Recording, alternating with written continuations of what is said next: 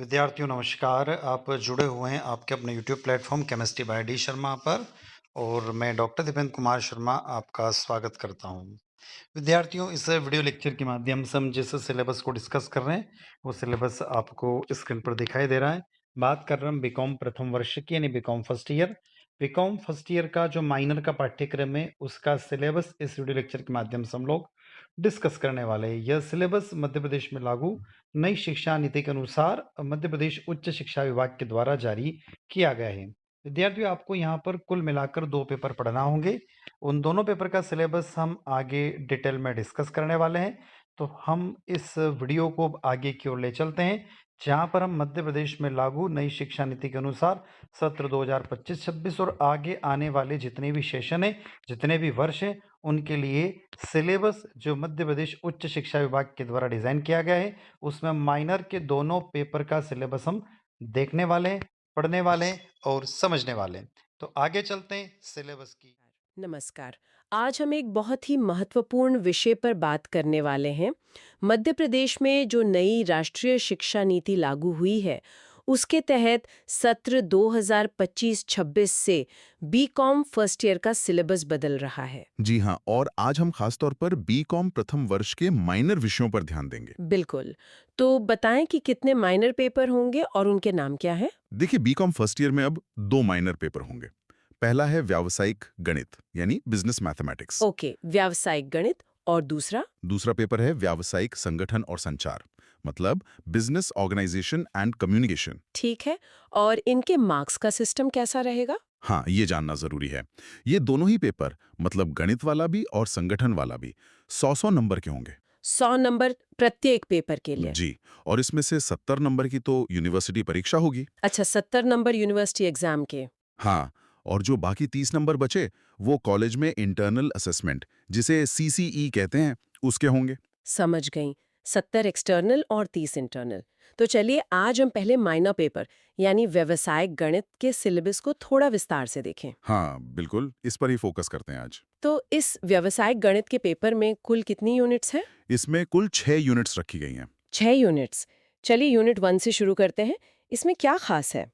सुना है कुछ अलग है इसमें। हाँ, यूनिट 1 वाकई में काफ़ी दिलचस्प है।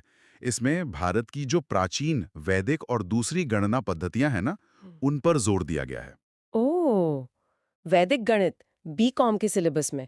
ये तो नई बात है। बिल्कुल, इसमें वैदिक गणित के तरीकों से जोड़, गुणा, भाग, वर्ग, वर्गमूल जैसी कैलकुलेशंस तेजी से कैसे करें, इसकी प्रैक्टिस करवाई जाएगी। ये तो काफी अनोखा है।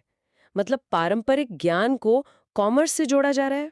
हाँ, और इसमें एक और चीज़ है, अंकों के योग से उत्तर को जल्दी से कैसे चेक करें, वो विधि भी सिखाई जाएगी।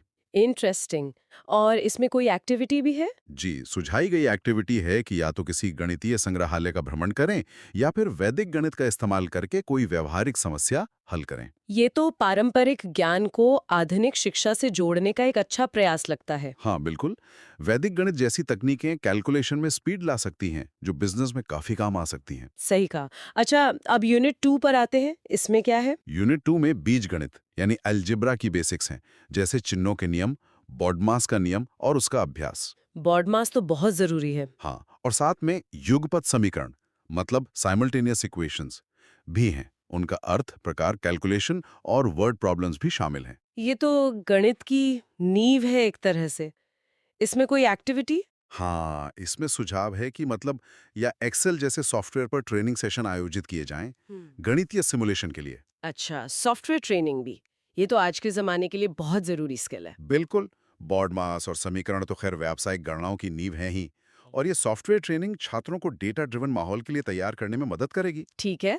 अब आगे बढ़ते हैं यूनिट 3 की तरफ। यूनिट 3 में है घातांक सिद्धांत, मतलब थ्योरी ऑफ इंडिसेस, पर हम्म। सिर्फ शुरुआती जानकारी, फॉर्मूला वगैरह। Okay, basic idea. हाँ, और साथ में लघु गणक और प्रतिलघु गणक यानी लॉगरिदम्स और एंटी लॉगरिदम्स, ठीक। उनके सिद्धांत और कैलकुलेशन, और प्रतिशत परसेंटेज भी इसी यूनिट में है। परसेंटेज तो बहुत ही काम आता है बिजनेस में। निश्चित रूप से। और यूनिट 3 की एक्टिविटी है गणितीय लेखन और शोध प्रतियोगिता, छात्रों को गणित पर लिखने या रिसर्च पेपर लिखने के लिए प्रोत्साहित करना। ये तो अच्छी बात है, लिखने की स्किल भी डेवलप होगी। जरूर। अब यूनिट 4। यूनिट 4 में है अनुपात, रेशो, समानुपात, प्रोपोर्शन, छूट, डिस्काउंट और ब्रोकरेज, दलाली। ये सब तो सीधे बिजनेस ट्रांजैक्शन से जुड़े हुए टॉपिक्स हैं। हाँ, बिल्कुल। और इसकी एक्टिविटी है गणितीय मॉडलिंग, परियोजनाएं, जैसे आर्थिक गणना या सांख्यिकीय मॉडल बनाना। मतलब प्रैक्टिकल एप्लीकेशन पर जोर। जी, सिद्धांत को असल जिंदगी में कैसे इस्तेमाल करें, वो सिखाना। बहुत बढ़िया। अब यूनिट 5 में क्या है? यूनिट 5 कवर करती है कमीशन, औसत, एवरेज और लाभ और हानि, प्रॉफिट एंड लॉस। ये भी एकदम कोर बिजनेस कॉन्सेप्ट्स है। एक्टिविटी? इसके लिए गणितीय खेल और प्रतियोगिताएं सुझाई गई हैं, सीखने को थोड़ा मजेदार बनाने के लिए। हाँ, गेम से सीखना आसान हो जाता है कई बार। और आखिरी यूनिट, यूनिट 6? यूनिट 6 है साधारण ब्याज, सिंपल इंटरेस्ट और चक्रवृद्धि ब्याज, कंपाउंड इंटरेस्ट। फाइनेंस और इन्वेस्टमेंट के लिए ये तो बहुत ही महत्वपूर्ण है। बिल्कुल। और इसकी एक्टिविटी थोड़ी अलग है। गणित पर आधारित फिल्मों का प्रदर्शन, ऐसी फिल्में या डॉक्यूमेंट्रीज जो गणित के रियल लाइफ एप्लीकेशंस दिखाती हों। वाह, ये तो काफी क्रिएटिव तरीका है सिखाने का। तो अगर हम पूरा सिलेबस देखें, यूनिट 3 से 6 तक, ये सब वित्त, व्यापार और लाभ विश्लेषण से जुड़ी मुख्य गणनाओं के लिए जरूरी हैं। हाँ, और जो अलग-अलग गतिविधियां हैं, शोध से लेकर मॉडलिंग और खेल तक, वो सीखने को ज्यादा व्यावहारिक और दिलचस्प बनाती हैं। तो कुल मिलाकर हमने देखा कि बीकॉम प्रथम वर्ष का ये व्यावसायिक गणित का माइनर पेपर, इसमें पारंपरिक वैविक तकनीकें भी हैं और आधुनिक व्यावसायिक गणित की अवधारणाएं भी। जी हाँ, एक तरह का मिश्रण है। और 6 यूनिट्स और व्यवहारिक गतिविधियों के जरिए एक समग्र समझ बनाने पर जोर दिया गया है। ये नई शिक्षा नीति के उद्देश्यों से मेल खाता हुआ लग रहा है, जिसमें थ्योरी के साथ साथ प्रैक्टिकल स्किल्स पर भी फोकस है। बिल्कुल। सैद्धांतिक ज्ञान और व्यावहारिक कौशल दोनों का संतुलन बनाने की कोशिश दिखती है। तो ये था व्यावसायिक गणित के माइनर पेपर का एक विस्तृत अवलोकन। हाँ, और यहाँ एक बात सोचने वाली है, ये जो वैदिक गणित जैसी प्राचीन गणना पद्धतियों को फिर से सिलेबस में लाया जा रहा है, हाँ। तो इससे भविष्य के जो कॉमर्स ग्रेजुएट होंगे, उनके रोजमर्रा की व्यावसायिक समस्याओं को हल करने की स्पीड और उनके सोचने के तरीके में किस तरह का बुनियादी बदलाव आ सकता है? हम्म। क्या ये सिर्फ उन्हें तेज बनाएगा या सोचने का एक नया नजरिया भी देगा? हम्म। इस पर विचार करना दिलचस्प होगा। नमस्कार। आज हम बीकॉम फर्स्ट ईयर के एक अहम सिलेबस पर बात कर रहे हैं, माइनर सेकंड पेपर, व्यावसायिक संगठन और संचार। जी हाँ, ये एक ऐसा विषय है जो बिजनेस की दुनिया की नींव और उसमें कम्युनिकेशन के रोल दोनों को समझाता है। बिल्कुल। तो हमारे पास इसका पूरा सिलेबस है और हम सिर्फ ये नहीं देखेंगे कि इसमें क्या-क्या है, बल्कि ये समझने की कोशिश करेंगे कि ये स्टूडेंट्स को असल में तैयार कैसे करता है। सही कहा। ये सिर्फ टॉपिक्स की लिस्ट नहीं है। ये कोर्स व्यापार के भारत की प्राचीन जड़ों से लेकर आज के मॉडर्न कम्युनिकेशन चैलेंजेस तक जाता है। इसमें थ्योरी भी है और वो प्रैक्टिकल एक्टिविटीज भी। अच्छा, तो शुरुआत होती है पहली यूनिट से। इसमें प्राचीन भारतीय व्यापार प्रणाली, वाणिज्यिक स्वरूप, पारंपरिक उद्योग, ट्रेड रूट्स, इन सब की बात है। हाँ, और फिर साथ में मॉडर्न बिजनेस ऑर्गेनाइजेशन का कॉन्सेप्ट, उसके उद्देश्य, उसके काम और सामाजिक जिम्मेदारियां भी। ये जो प्राचीन वाला हिस्सा है, सुनने में थोड़ा अकादमिक सा लगता है। क्या ये आज भी उतना रेलेवेंट है? हाँ, बिल्कुल। ये सिर्फ हिस्ट्री नहीं है। जैसे पुरानी हुंडी व्यवस्था को समझना दिखाता है कि क्रेडिट नेटवर्क कितने पुराने हैं। और ये चीजें आज भी इनफॉर्मल इकोनॉमी में कहीं ना कहीं दिखती हैं। अच्छा। और साथ ही ये यूनिट बिजनेस के सोशल ऑब्लिगेशंस पर, सामाजिक दायित्वों पर जोर देती है। और नई चीजें कैसे लाएं, इनोवेशन, उसके लिए क्या कदम जरूरी है, ये भी इसमें शामिल है। और इसमें एक एक्टिविटी भी है, कम्युनिटी सर्विस, यानी सिर्फ पढ़ना नहीं, समाज से जुड़ना भी। बिल्कुल सही। इससे स्टूडेंट्स में सोशल रिस्पॉन्सिबिलिटी और थोड़ी लीडरशिप की भावना आती है, प्रैक्टिकल अनुभव मिलता है। ठीक है, तो ये तो हुई नींव की बात। अब बिजनेस असल में बनते कैसे हैं, मतलब उनके अलग अलग रूप क्या है, वो यूनिट 2 में है शायद। जी हाँ, इकाई 2। इसमें आते हैं बिजनेस ऑर्गेनाइजेशन के अलग अलग फॉर्म्स, जैसे एकल स्वामित्व सोल प्रोप्राइटरशिप, हाँ, जब एक ही मालिक हो। और साझेदारी यानी पार्टनरशिप। बिल्कुल, इनके क्या फायदे हैं, क्या विशेषताएं हैं, ये सब। और साथ में सहकारी संगठन, कोऑपरेटिव सोसाइटीज। अच्छा, कॉपरेटिव्स। हाँ, वो कैसे काम करते हैं, उनकी क्या सीमाएं हैं, और सबसे जरूरी, किसी बिजनेस के लिए कौन सा फॉर्म सही रहेगा, ये चुनना, ये समझना बहुत महत्वपूर्ण है। हाँ, ये तो बड़ा फैसला होता होगा। इसीलिए इसमें रोल प्ले, मॉक इंटरव्यू जैसी एक्टिविटीज रखी गई हैं ताकि स्टूडेंट्स को थोड़ा प्रैक्टिकल अंदाजा लगे। ये अच्छा है। अब यूनिट 3 पर आते हैं, जो कंपनियों पर फोकस करती है, प्राइवेट और पब्लिक कंपनियां। हाँ जी, उनका कॉन्सेप्ट, वो बनती कैसे हैं, उनकी क्या खासियतें हैं, उनका महत्व क्या है, ये सब इसमें कवर होता है। और इसमें एमएनसीज यानी मल्टीनेशनल कंपनियों का भी जिक्र है। हाँ, और सिर्फ एमएनसीज क्या हैं ये नहीं, बल्कि भारत में उनके सामने क्या चुनौतियां आती हैं, वो भी समझना जरूरी है। जैसे अलग नियम कानून या कल्चरल फिटमेंट की दिक्कतें। हम्म। और यहाँ पे एक एक्टिविटी है इवेंट मैनेजमेंट की। इससे ऑर्गेनाइज करने की और लीडरशिप की क्षमता बढ़ती है। ठीक है, तो हमने बिजनेस का स्ट्रक्चर समझ लिया, लेकिन कोई भी ऑर्गेनाइजेशन बिना अच्छे कम्युनिकेशन के तो चल नहीं सकता। तो यूनिट 4 इसी पर है। बिल्कुल, संचार यानी कम्युनिकेशन। और दिलचस्प बात यह है कि इसमें भारतीय ज्ञान प्रणाली में कम्युनिकेशन के क्या साधन थे, उसका भी जिक्र है। हाँ, ये तो काफी इंटरेस्टिंग है। न्याय का भी उल्लेख है, मतलब लॉजिक और डिबेट स्किल्स। जी, ये सिर्फ बहस करना नहीं सिखाता, बल्कि अपनी बात को तर्क के साथ स्पष्ट रूप से रखना सिखाता है।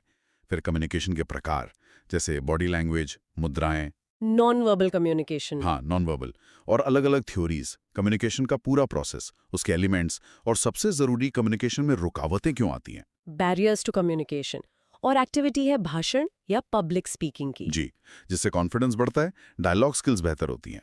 ओके, फिर यूनिट 5 आती है लिखित और मौखिक संचार पर, राइटिंग स्किल्स। हाँ, जैसे बिजनेस लेटर्स कैसे लिखें, उनके सिद्धांत क्या हैं, अलग अलग तरह के पत्र, रिपोर्ट राइटिंग, उसका ड्राफ्ट बनाना, ये सब बहुत प्रैक्टिकल चीजें हैं। डे टू डे काम आने वाले। बिल्कुल।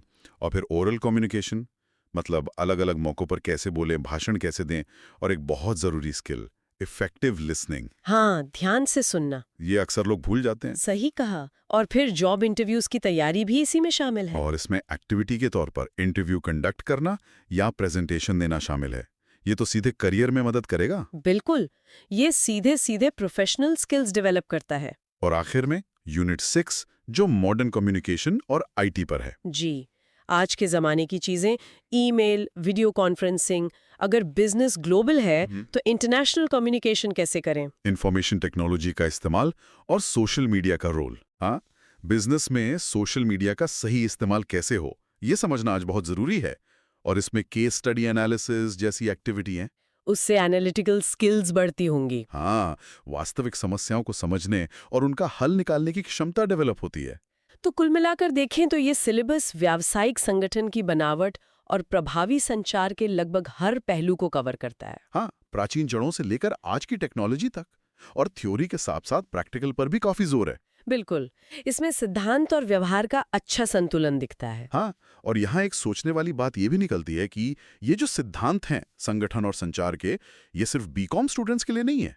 मतलब प्रोफेशनल दुनिया में कदम रखने वाले किसी भी व्यक्ति के लिए ये कितने जरूरी हैं। सही बात है। और शायद ये भी सोच सकते हैं कि बिजनेस के दायरे से बाहर हमारी पर्सनल लाइफ में या समाज में ये सिद्धांत कैसे काम करते हैं या कर सकते हैं, ये सोचने के लिए एक दिलचस्प सवाल हो सकता है। बिल्कुल, एक अच्छा पॉइंट है सोचने के लिए। तो विद्यार्थियों, इस वीडियो के माध्यम से हमने देखा बीकॉम प्रथम वर्ष का माइनर विषय के दोनों पेपर का सिलेबस पूरा डिटेल में डिस्कस किया। आई होप वीडियो लेक्चर आप लोगों को अच्छा लगा होगा। वीडियो लेक्चर अच्छा लगता है तो वीडियो को लाइक कीजिएगा, आपके क्लासमेट तक इस वीडियो को शेयर कीजिएगा, कमेंट बॉक्स में कमेंट करके जरूर बताइएगा और चैनल को सब्सक्राइब करना ना भूलिएगा।